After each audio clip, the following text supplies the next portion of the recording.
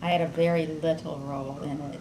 At the Sioux Falls School District spent 5 years transitioning from junior highs into middle schools. And Dr. Ron Becker, who was the secondary curriculum coordinator at the time, ran the middle school study.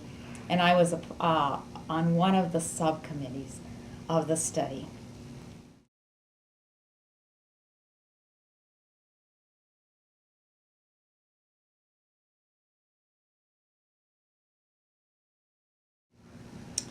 Uh, the biggest difference is are more student focused. They're organized around teams of teachers, so students have the same group of teachers, and in many schools, their classes are organized in the same part of the or are in the same part of the building, so the teachers teach close together and can talk in between classes, and the kids have just a short trip to the next room. The the part about student focused is teachers are really want to be there to help support kids and their needs, and they can give each other that help that they need to do that. So if a student is having trouble in one of the classes, they can talk during team time, their team planning time, about what they can do to help that student find success. In the junior high, every teacher taught their own group of 120 kids, and there wasn't ever any talk between teachers about kids.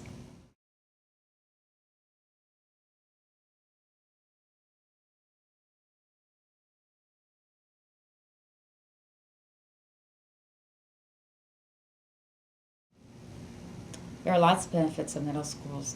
Back to the student-focused one, they're certainly more focused on the students and less focused on on just the core, on the subjects that there used to be in the junior high. Teachers are more aware of students' needs. Teachers get to have that. The core teachers have a planned time to talk about students and what they can do to help them. They are they try in their classes to use active learning strategies so students stay engaged. Um, let's see, what else would there be? Kids get to know each other on the team because they travel. In the Sioux Falls schools, that ranges from anywhere from 700 to almost 1,100 in a school building, so the kids get to know each other better.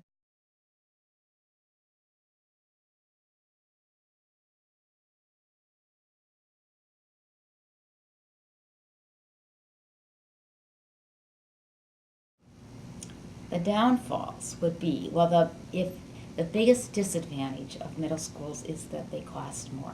Because teachers have two planning times, that means that they don't see kids as often, so it takes more teachers to staff middle schools than it does junior high with that extra planning period. When I used to go into sessions as in my old job as middle school curriculum coordinator, that was the first thing the budget manager always said is you realize middle schools are more expensive than elementary or high schools. The other disadvantage is sometimes students who've been good friends in elementary schools don't get to see each other because they're on other teams, and so they miss that part of it.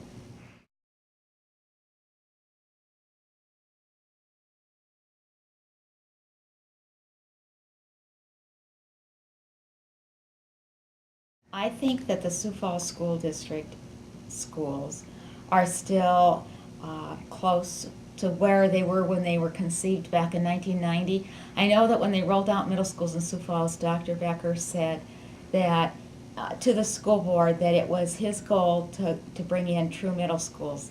And they are close to true middle schools. If you read the textbook and what it says every middle school should have, everything doesn't align. But in the real world, it's hard to get everything to align within a budget.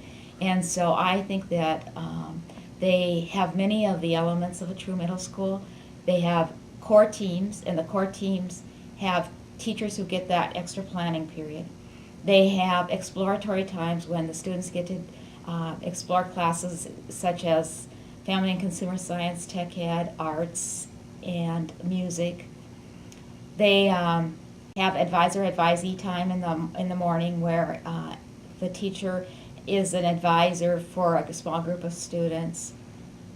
They let's see. Well, and they have that student-focused instruction where the active learning in their classrooms. So I think that the ones around here are pretty close to what true middle schools.